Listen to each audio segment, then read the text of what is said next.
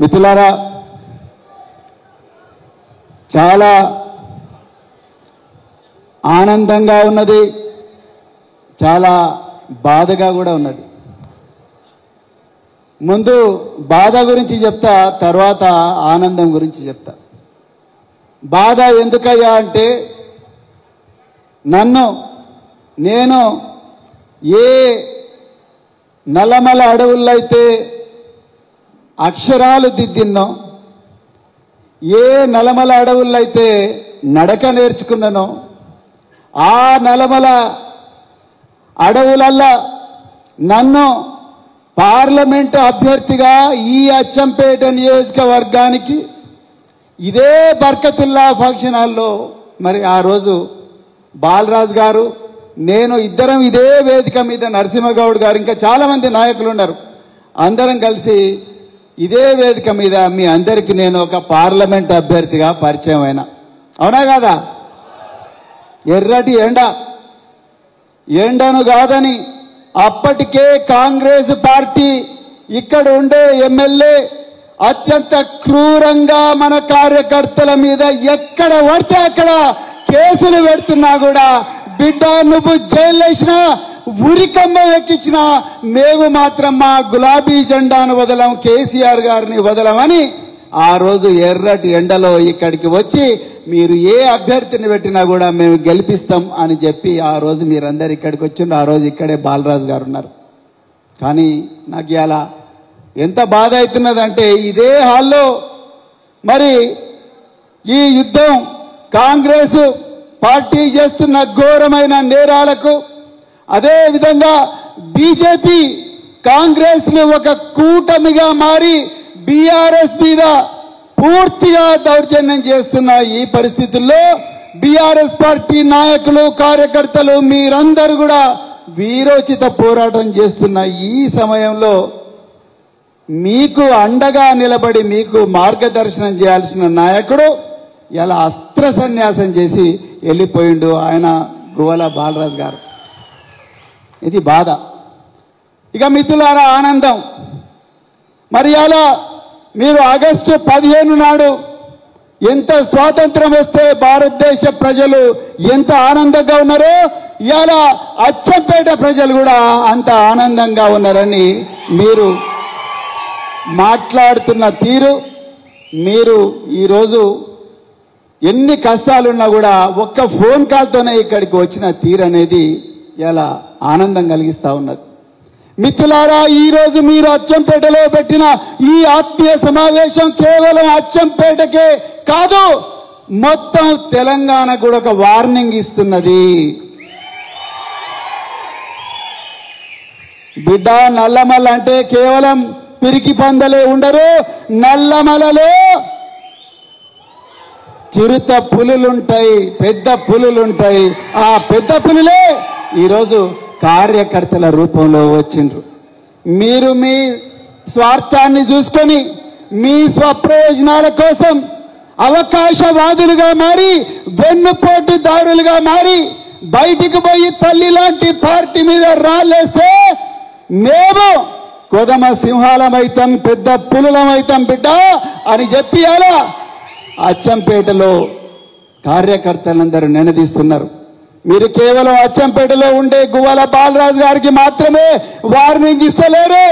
మొత్తం తెలంగాణలో ఎవరైతే గోడ మీద పిల్లులు ఇప్పటికి కూడా గోతికాడ నక్కల్లా కూర్చున్నారో వాళ్ళందరికీ కూడా అచ్చంపేట ఒక దిక్సూచిగా మారింది. అలా మిత్రులారా,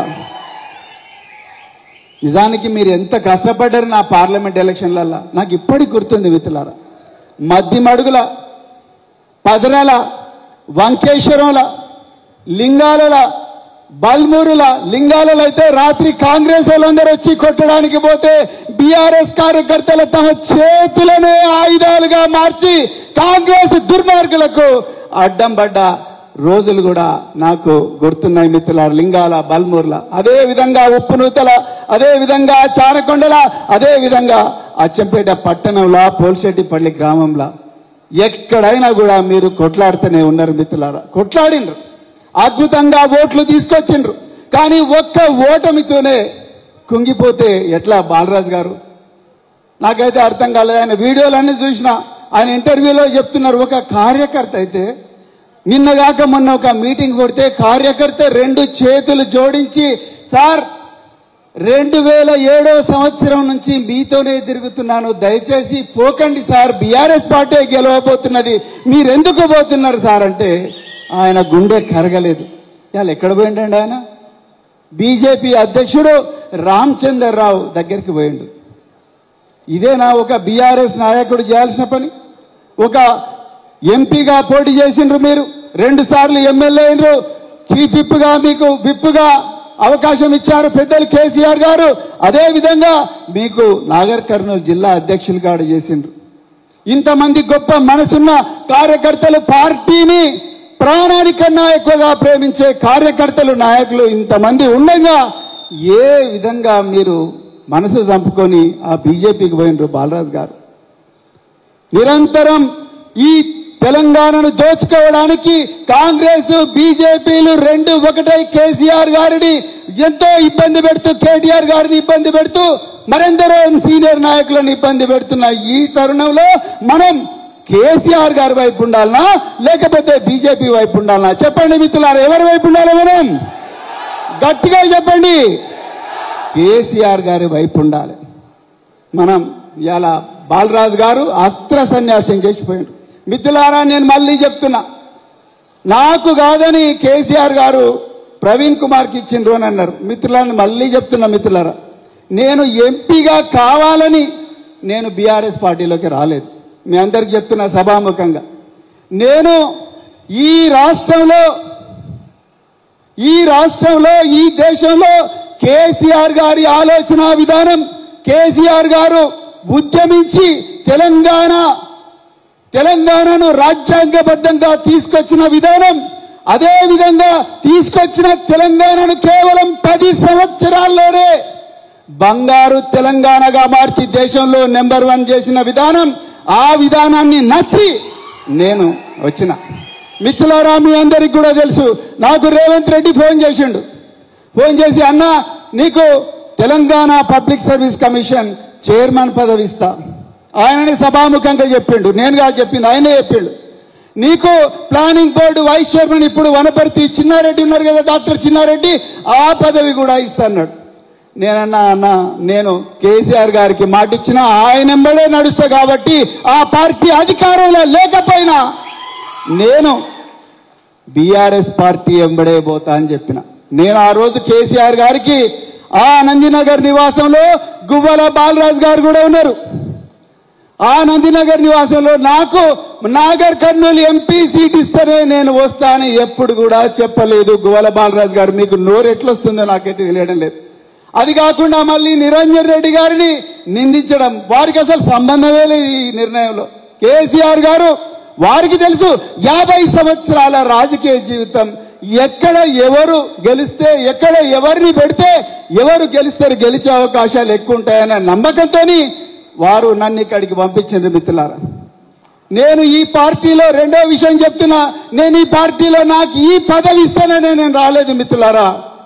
నేను ఈ పేద వర్గాలు, అనాదిగా అణచివేయబడ్డ వర్గాలు, అది మద్దిపాడు కావచ్చు, వట్టివారిపల్లి కావచ్చు, పదవ కావచ్చు, వంకేశ్వరం కావచ్చు, మైలారం కావచ్చు, మాచారం కావచ్చు, ఉప్పునూతలు కావచ్చు, ఈ ప్రాంతాల్లో అనాదిగా పోల్చెట్టిపల్లి కావచ్చు, జప్తి సదగోడు కావచ్చు, ఈ ప్రాంతంలో అనాదిగా అణచివేయబడ్డ వర్గాలు, అనాదిగా సంపదకు దూరమైన వర్గాలు, జీవోత్సవాలుగా బతుకుతున్న వర్గాలు, ఈ వర్గాలు బాగుపడాలి. అంతే బీఆర్ఎస్ పార్టీ అధికారంలోకి వస్తేనే, కేసీఆర్ గారు ముఖ్యమంత్రి అయితేనే ఈ వర్గాలకు న్యాయం జరుగుతుందని నమ్మి వచ్చిన. నాకు మినిస్ట్రీ ఇవ్వాలనో, లేకపోతే నాకు ఒక పదవి ఇవ్వాలనో, లేకపోతే నాకు ఎంపీ ఇవ్వాలనో నేను రాలేదు మిత్రులు. అవన్నీ చూసినా నేను 55 సంవత్సరాల వయసులో 7 సంవత్సరాల ఐపీఎస్ పదవి మిగిలి ఉండగానే నేను రాజకీయాల్లోకి వచ్చిన.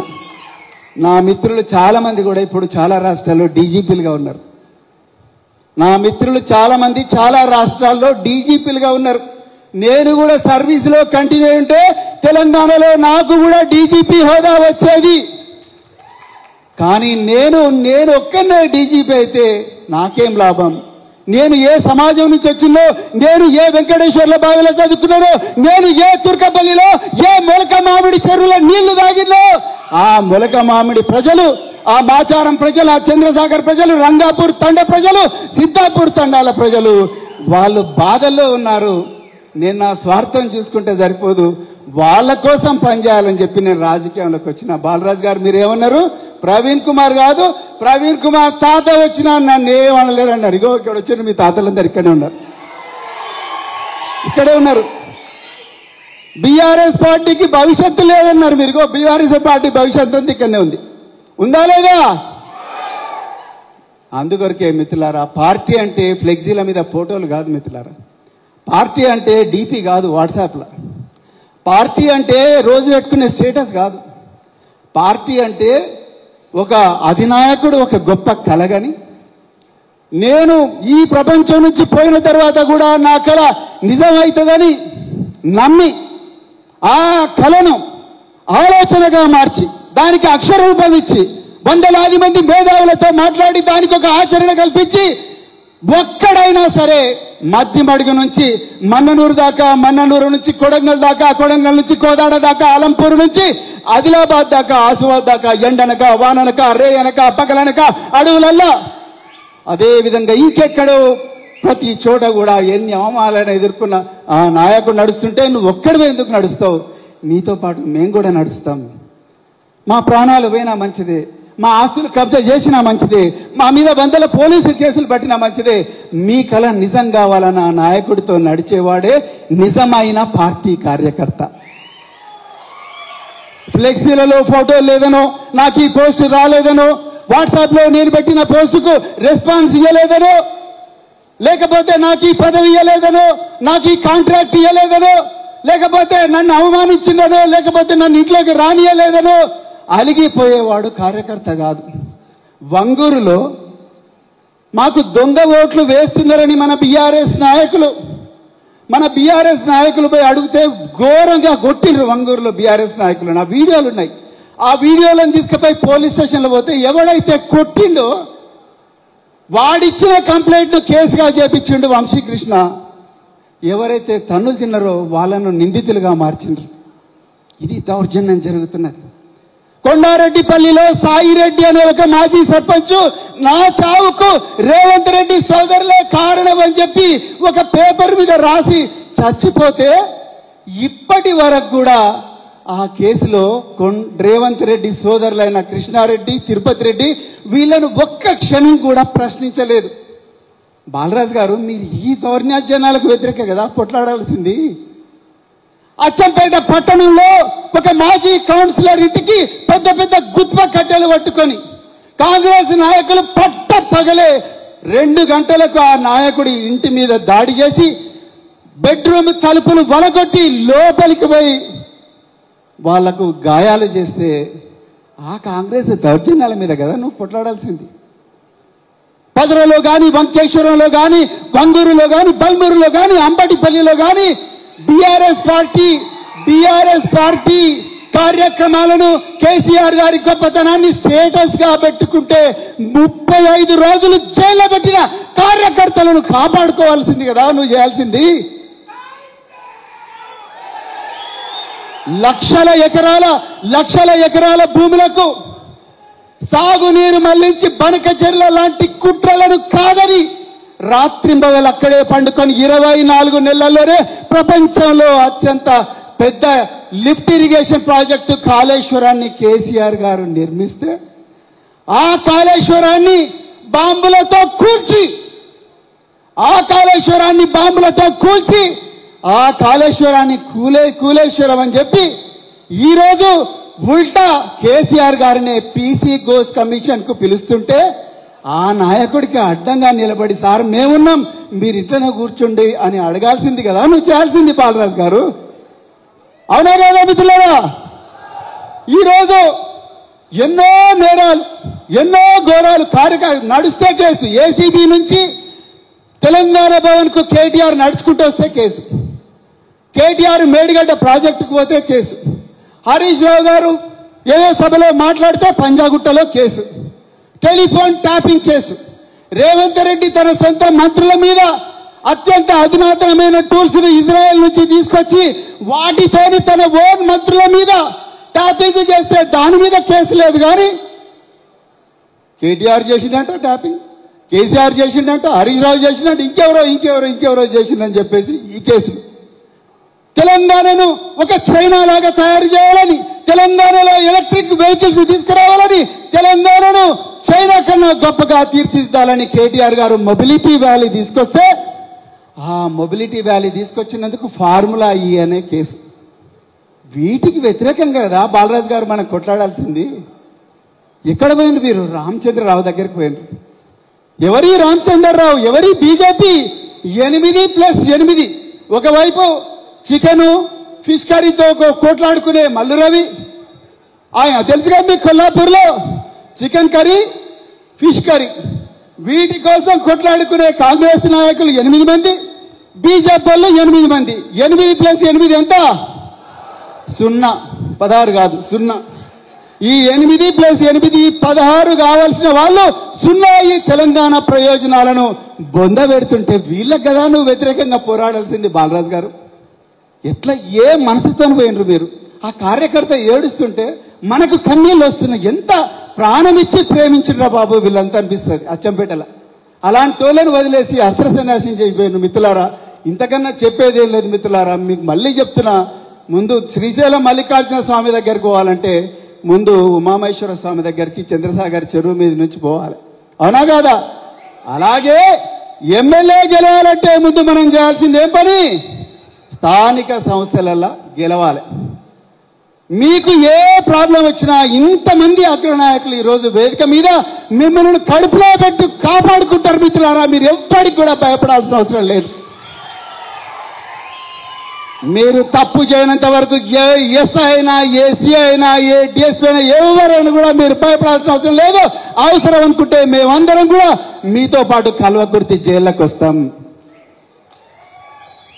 శ్రీకాంతచారి, వేణుగోపాల్ రెడ్డి, ఇషాంత్ రెడ్డి, భోజ్యా నాయక్, సాయి కుమార్, వీళ్ళందరి త్యాగం కంటే గొప్పదా మన జీవితం?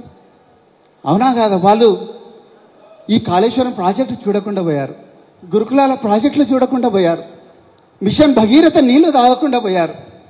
ఒక్కసారి ఆలోచించండి. కాళేశ్వరం ప్రాజెక్టు నీళ్లలో మొలిచి ఆ నీళ్లు వచ్చిన చేళ్లలో మొలిచిన విత్తనాలను తినే అదృష్టం లేకుండా పోయారు. సిరిపురం యాదయ్య చచ్చిపోతే కూడా నీ పేరేం పేరు బిడ్డ అంటే తెలంగాణ అన్నాడు. మీ నాయన ఏం చేస్తాడంటే తెలంగాణ, మీ అమ్మ పేరేం పేరు అంటే తెలంగాణ అని చెప్పి అపోలో హాస్పిటల్లో ఏడుస్తూ చనిపోయాడు. జై తెలంగాణ అని చనిపోయాడు. నేను చూసిన ప్రత్యక్ష సాక్షిగా. వాళ్ళందరి త్యాగాల కంటే గొప్పదా మన జీవితం? ఎంత స్వార్థం, ఇంత స్వార్థం ఉండొచ్చా నాయకుడికి?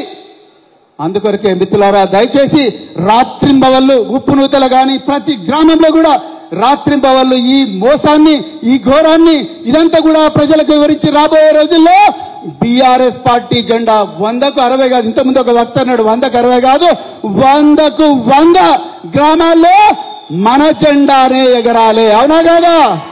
అందరూ 2 చేతులెత్తి ఒకసారి చెప్పండి, జై తెలంగాణ, జై తెలంగాణ.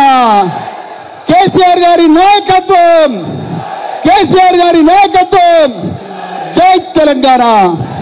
కొంచెం ఎక్కువగా సమయం తీసుకున్నందుకు సభాధ్యక్షులు మర్రి జనార్దన్ గారికి క్షమాపణలు. Thank you.